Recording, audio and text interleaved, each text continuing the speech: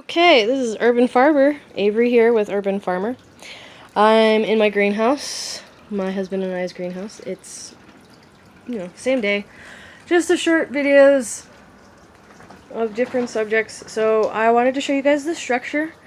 There you can see this bar is for structural support so that this thing does not shake back and forth back and forth along the body this way in the wind, which is predominantly where the winds come from, is the west and east, because we live in Albuquerque, and we live west of the Four Hills area. If you're in Albuquerque and you know where that is, you know where I'm talking about. We pretty much live at the mouth of a canyon, so we live at the mouth of a wind tunnel. So that's what we get, wind tunnel effect. We have supports here on either side, on both sides, to make sure that this does not shake back and forth. And then there's more supports in those parts of the frame, and that support right there, along with that one, this X right here, keeps it from shaking too badly back and forth. And you can see we've got runners all the way along and everything, these boards. This is the this is how we structured it. My husband built this greenhouse by first, I believe, digging a 2-foot trench in the ground along the bottom there, where pretty much at the bottom of this, right along the bottom of the greenhouse, and put in one long piece of rebar all the way down. That also then has 3 other pieces of rebar coming up so that we could slide the PVC piping down on top of about, I think, 6 inches of it that's sticking out of the ground, so it's anchored really well into the ground. And then, some of you are probably wondering, why the heck are there red bricks in the person? The reason the red bricks are here are to add thermal mass to our greenhouse, just like this chimney that is cracked, sadly. If you want to know the answer to that, I'll put another video up there. This is just a heater, this little heater right here. It's just an infrared heater.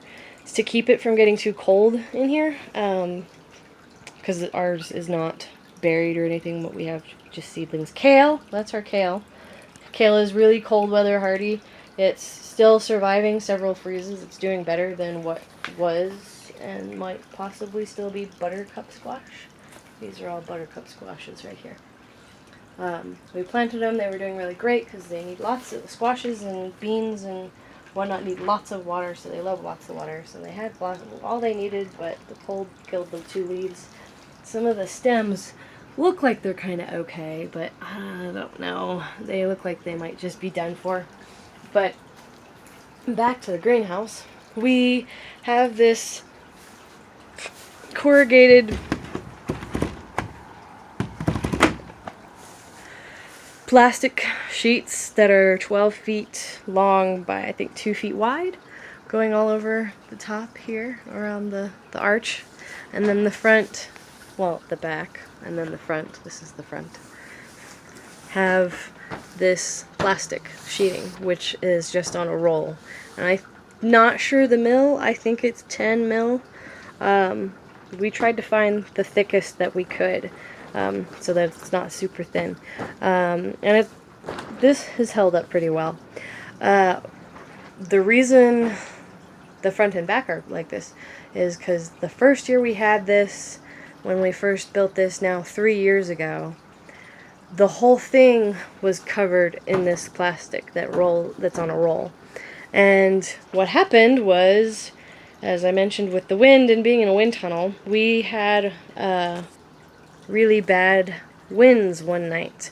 And prior to that, the wind, because there's always wind here, no matter what.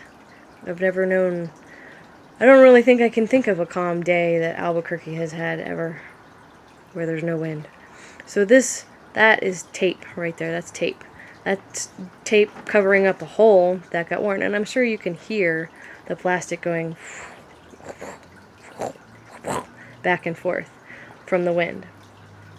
So because of that effect of going back and forth, it, like your finger going through a plastic bag, pushes and makes a hole. just from the wind. I'm not kidding. It's just the wind that's doing this. It does it all the way across the bottom there. So if you build a greenhouse like ours, be sure to keep an eye out for tears and holes and things. So the wind goes back and forth, and one night we had 25-mile-an-hour winds, and this whole thing was covered in this white plastic. And what did it do? When there was a tear in the bottom, just like this, same spot actually too, it blew up like a balloon, and like when you take a bag of chips and go pop, it popped just like a bag of chips. And we came out the next morning, and the plastic was flying everywhere, and in the wind and everything, and flying straight up, and it looked like it was crazy. So then after that, we spent a little over, I think, $100 putting all of this corrugated plastic on here. That's pretty much our greenhouse. I'll just show you some more. So we've got this. I'll talk some more about our cold hardy plants. So kale, like I said before, is really cold hardy. Last year we had kale trees growing until probably October or November, and we had actually gotten a couple, and actually maybe even into December. Yeah, we had snow. We didn't get snow until December. We had a few flurries in December, and that was it. But the chickens, that was when we decided to let the chickens, we have 4 chickens, out into the garden. Hello, Pharaoh. That's one of our cats.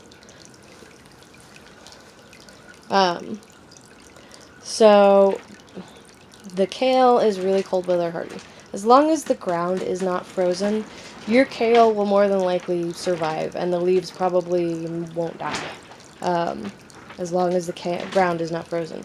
If you're just getting like a little snow flurry and it's not blanketed, then your kale probably won't die. Same with strawberries. Strawberries. We have strawberries right here, as you can see. There's some strawberries. I gotta uncover a lot of this. This one's farther along than the other one. But strawberries are another really actually cold weather hardy plant. These started growing outside in about 2 weeks ago, almost 3 weeks ago now. They started growing all by themselves outside with very little water. So their strawberries are very hardy, and they will take over. If you see this shoot right here, there's a strawberry in there. I'll put that back in there. Grow more strawberries. But those, it'll send out runners like this. If you don't put this into long pots like these, they will take over your garden. Or if you don't put them in a raised bed by themselves, a long raised bed, they really do like having long raised beds. They work best that way. You could even plant the strawberries on a stone wall, like on the wall, in a nook or a cranny of a stone wall, and it will probably take over just fine. Of the wall, anyway. So strawberries are cold weather hardy. As long as the ground is not frozen, you could have a snow flurry and they will be fine. They will keep their green leaves. Let's see. So I showed you the squash plants that have passed, pretty much, possibly. This is, I believe, either a potato or a yam. I think it's a yam. My husband keeps calling it a potato, but I'm pretty sure it's a yam. That one is pretty much, I think, done for. This one is looking like it might pull through, but I'm not sure. I think the ground might be a little too wet for it. We'll move this guy over there. And then we have right here, this is a sunflower. It's a sunflower. The big ones that they use to make food. Sunflower packets out of. So those are some of the things that we have planted and going. Some other plants that are good cold weather hardy plants are cabbage, asparagus, let's see. Ooh, I can't think of any more at this time off the top of my head. Asparagus, cabbage, kale, broccoli. Broccoli is another cold weather hardy.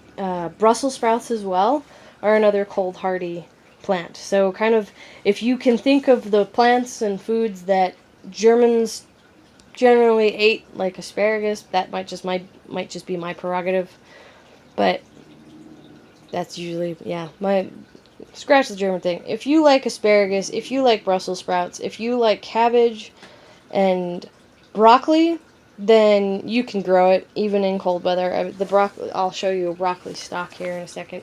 So this is our greenhouse. Say bye to the greenhouse. Bye bye. And this greenhouse is a 12 by 10 by 12. I believe. I'm not sure. I know it's 12 feet tall, and I think it's